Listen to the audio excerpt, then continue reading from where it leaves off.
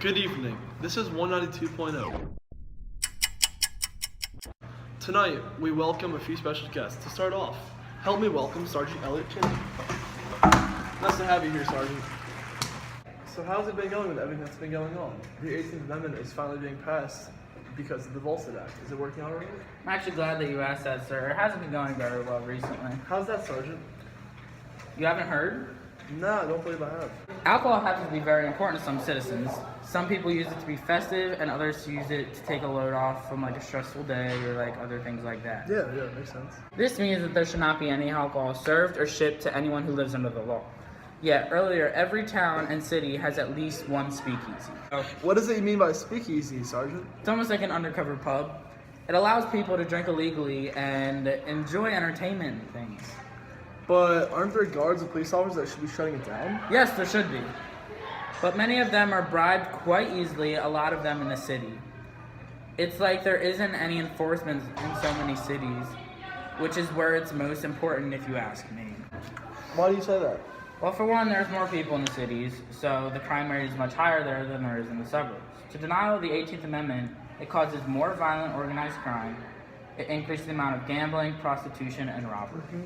So do you think there are police officers involved, like, at all? Truthfully, I have no idea. It wouldn't be surprising at this point. I hope that they are doing their jobs as they are trained to do. I understand.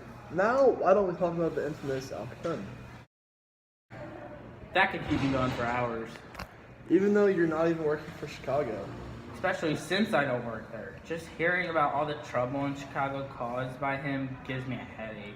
I've heard all kinds of things about him, but what is it that really made him so criminally famous? Gambling, prostitution, bootlegging, bribery, narcotics, trafficking, robbery, protection rackets, and murder. But we can't bring him down because he's leaving no evidence. Al Capone openly speaks about his crime of bootlegging, doesn't he?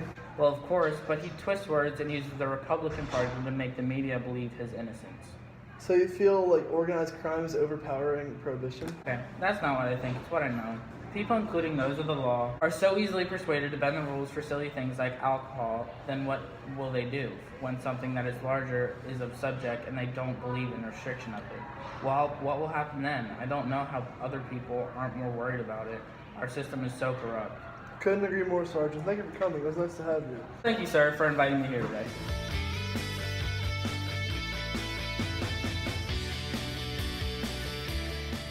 For our next member, help me welcome Maria Kaplan. Hello, Zach. Thanks for having me. My pleasure, Maria. So today we're going to talk about immigration issues of today. So can you tell me a little bit background on who it is that is immigrating to the U.S.? Yes, I can. New immigrants were mostly Catholic and Jewish, and more were dark-skinned.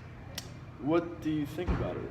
Well, I'm not sure. I've heard people speak of it as something that will make us poorer as a nation, more physically isolated, and less strong in a political stance. So how about the Immigration Act? What does it hold for us? The Immigration Act set a limit of 357,000 new immigrants each year. Many people are complaining about it, yes? Yes, many citizens feel there are too many immigrants being allowed into the states. Thanks for coming, Maria. Thanks for having me, Zach.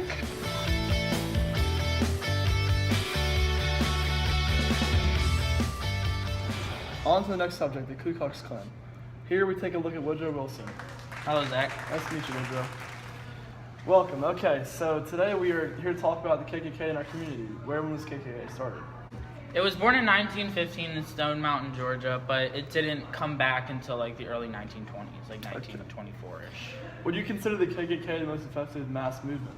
Well, sure it is. It's made a comeback and knows that it's capturing citizens' attention. They take part in extensive activities that they know will make African American people fear them.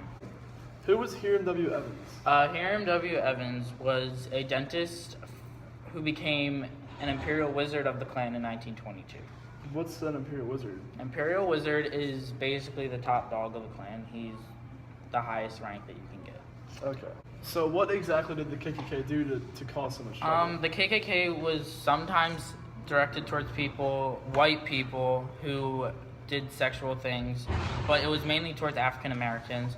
They would burn crosses, they would do public whippings, public hangings, and other things like that to mainly African American people. So The Klan died down in 1925, correct? Yeah, it was a big part of society in 1924-ish, that whole year. Then it started dying down in 1925 because the Imperial Wizard of Indiana, Dragon David C. Stephenson, he was accused of manslaughter because he got a girl drunk and then he started assaulting her on a train. And that is one of the main reasons why the KKK started to like die down. Okay. Thank you, Woodrow, for coming out today. No problem, Zach. Thank you for having me.